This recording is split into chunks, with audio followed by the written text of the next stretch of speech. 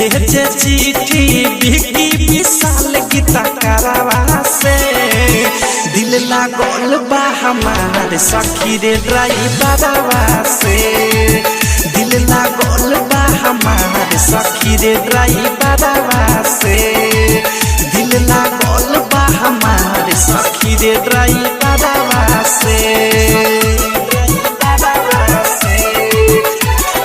मरले उ तनी तनी हंस के हंसिले गईले मनवा में बस के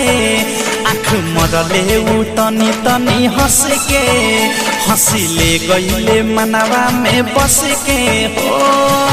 बानी पे चैन चैन मिले ना लड़ते नजरवा से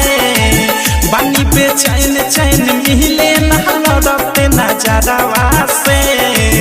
दिल लागल बा हमार सखी रे ड्राइवर